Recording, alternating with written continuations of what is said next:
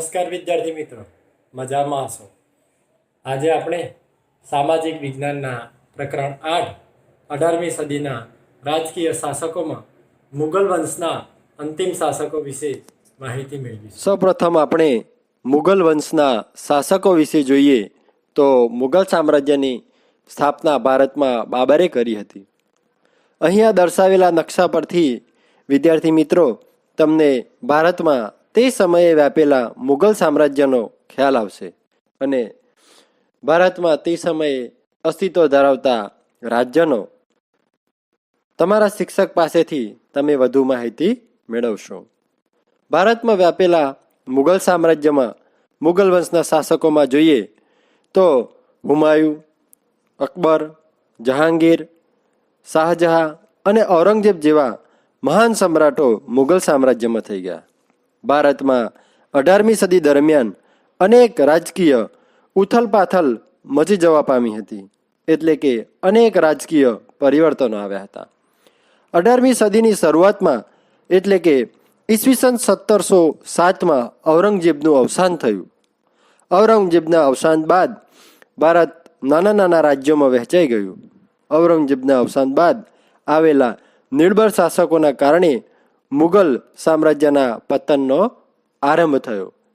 વિદ્યાર્થી મિત્રો, આના પરથી એટલું કહી શકાય કે ઉપરના જે સમ્રાટો હતા ત્યાં સુધી મુગલ સામ્રાજ્યના પાયા ખૂબ જ મજબૂત હતા, એટલે કે ઔરંગઝેબના મૃત્યુ બાદ ભારતમાં ધીમે ધીમે મુગલ સામ્રાજ્યના પતનની શરૂઆત થાય છે. હવે આપણે આપણા મુખ્ય મુદ્દા મુગલ વંશના અંતિમ શાસકો એટલે કે ઔરંગઝેબના મૃત્યુ બાદ આવેલા મુગલ શાસકો વિશે જોઈએ તો મુગલ વંશના અંતિમ શાસકોમાં બહાદુર શાહ, જહાંદર શાહ, ફરુખરશિયર, મોહમ્મદ શાહ, શાહ આલમ, સિરાજુદ્દૌલા જેવા શાસકોનો સમાવેશ થાય છે. ઔરંગઝેબના અવસાન બાદ બહાદુર શાહ નામનો સુલતાન ગાદીએ આવ્યો. આ સમ્રાટે ખૂબ જ સુમેળભર્યા સંબંધો વિકસાવ્યા. તેઓ તેમના શાસનકાળ દરમિયાન તમામને સાથે લઈ અને વ્યવસ્થિત વહીવટ ચલાવતા. તેમાં રાજપૂત અને મરાઠા રાજ્યો સાથે તેમણે શાંતિપૂર્ણ સંબંધો પણ બનાવ્યા.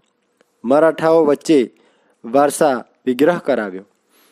પરંતુ તેના શાસનકાળ દરમિયાન ગુરુ ગોવિંદસિંહના મૃત્યુ બાદ શીખ સરદાર બંદા બહાદુરે મુગલ સામ્રાજ્ય સામે વિરોધ કર્યો. ત્યારબાદ થોડા જ સમયગાળામાં એટલે કે ઈસવીસન 1712માં બહાદુર શાહનું અવસાન થયું. બહાદુર શાહનું અવસાન થતાં જહાંદર શાહે મુગલ સામ્રાજ્યની ધુરા સંભાળી. પરંતુ અંદરો અંદરના મતભેદો અને કુટિલ નીતિઓના કારણે અને રાજગાદી પામવાની હોડમાં ઈસવીસન 1713માં જહાંદર શાહને પણ ગાદી પરથી હટાવી ફરુખરશિયર નામનો સુલતાન ગાદી પર બેઠો.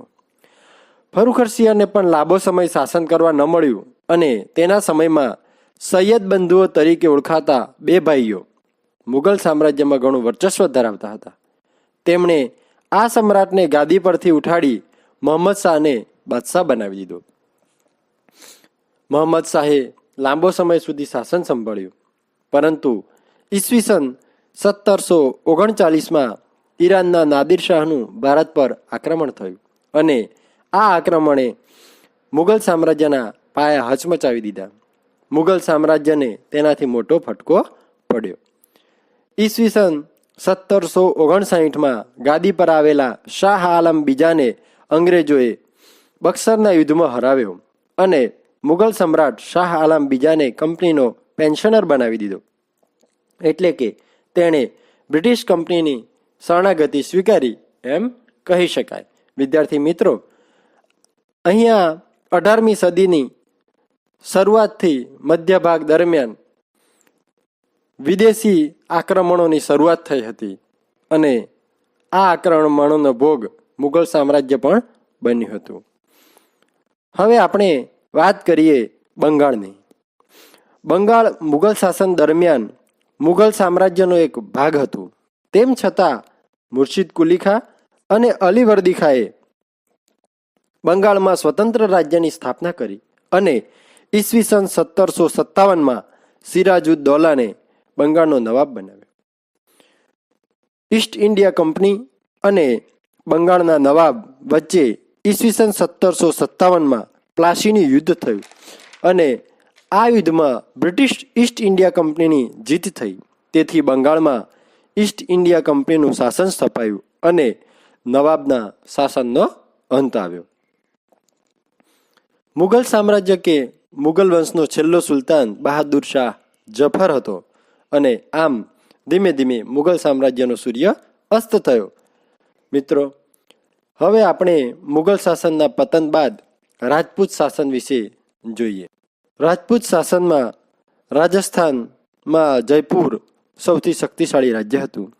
જયપુરની સ્થાપના એટલે કે રાજા સવાઈ જયસિંહે જયપુર શહેરની સ્થાપના કરી હતી.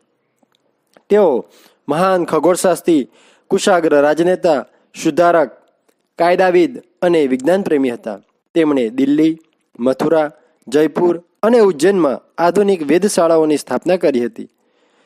રાજપૂત રાજ્યોમાં જોધપુર, બિકાનેર, કોટા, મેવાડ, બુંદી અને સિરોહી અગત્યના હતા. આમ રાજપૂત શાસનનો દબદબો શરૂ થયો હતો. વિદ્યાર્થી મિત્રો, 18મી સદી દરમિયાન મુઘલ સામ્રાજ્ય, ત્યારબાદ રાજપૂત શાસન, આ બધા વિશે માહિતી તમે મેળવી. હવે